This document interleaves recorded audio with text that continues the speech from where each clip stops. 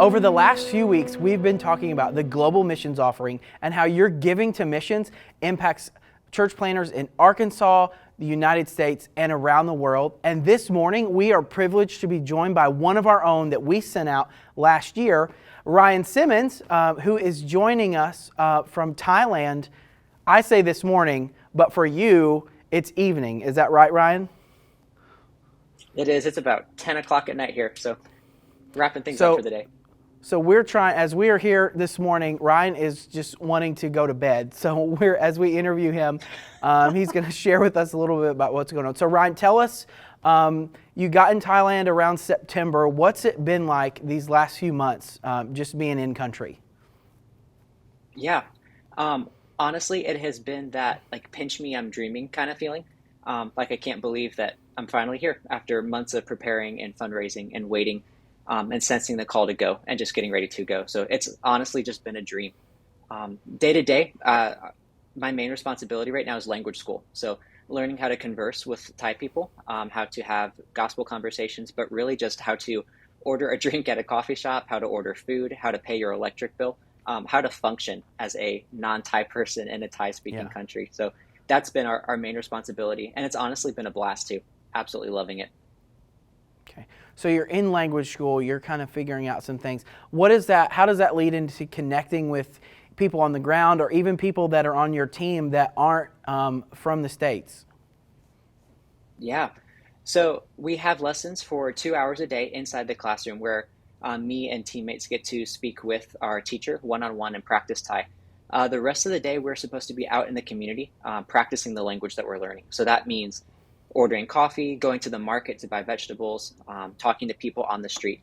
So there's lots and lots of opportunities to talk with people and to connect with people because you're constantly trying to practice your language. There's also lots of opportunities for the Lord to humble you because you are talking at less than a kindergarten level.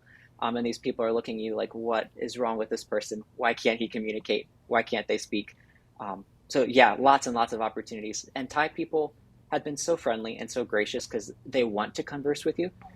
So they're very gracious to try to interpret and Hmm. translate what you're trying to say, even though you don't say it right. Yeah. And they'll try to translate it and have those conversations with you. So that's been a really great way to connect with local people. Our team of people and students that are going through language school is really diverse, which I've really, really loved. We have a family from the Netherlands, a family from Germany, a teammate from Peru, and then a teammate who just got here from South Korea.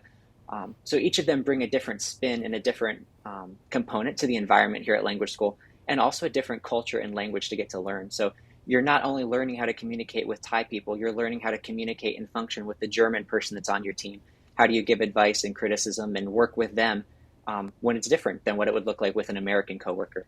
So it's been a lot of fun.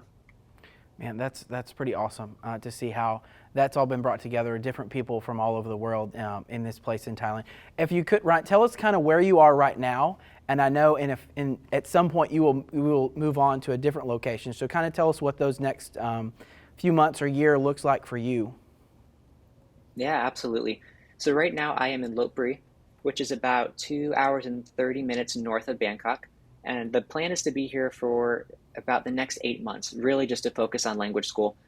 They break it up into different levels of language. And as a church planning team, with that being our long-term goal, we'll need level one language, which is total fluency. So the plan is to be here for 8 months and to learn as much language as possible.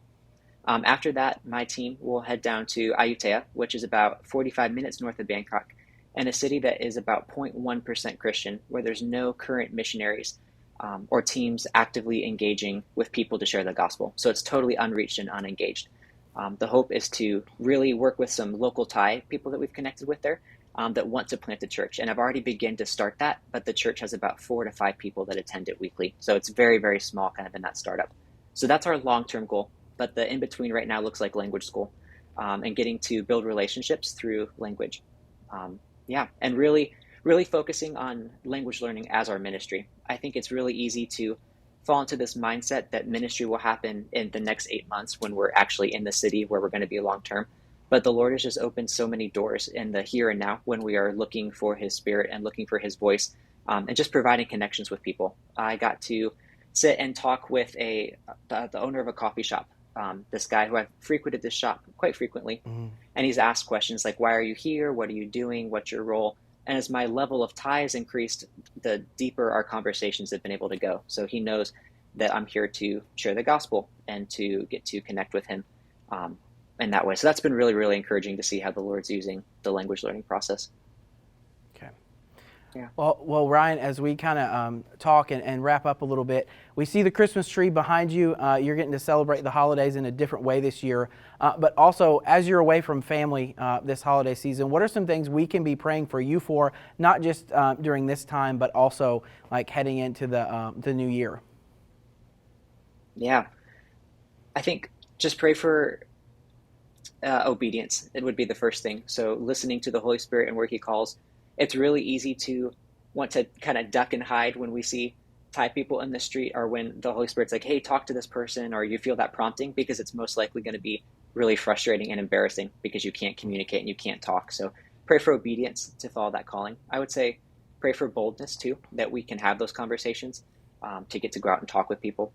I would say also pray for just a little bit of homesickness. I'm loving culture here. I love the Thai people, the teammates, the friends of the Lord it's been a real blessing. But the friends that you make here don't replace the friends and family that you have back home. So there's still that desire to be with them, especially during the holidays, being in a country where like we get to celebrate Christmas, but the local Thai people have no idea what that really looks like. If you ask them like what the true meaning of Christmas is, or even who Jesus is, they have no idea. Christmas is just a reason to put up a tree and lights. So there's this longing for the familiar traditions and comforts that come with Christmas and what we get to celebrate. So homesickness has been a little bit more this time. So yeah, if you could pray for that, that'd be awesome. Definitely. Well, Ryan, we are so glad that you joined us today and took some time before you kind of laid your head down for the night.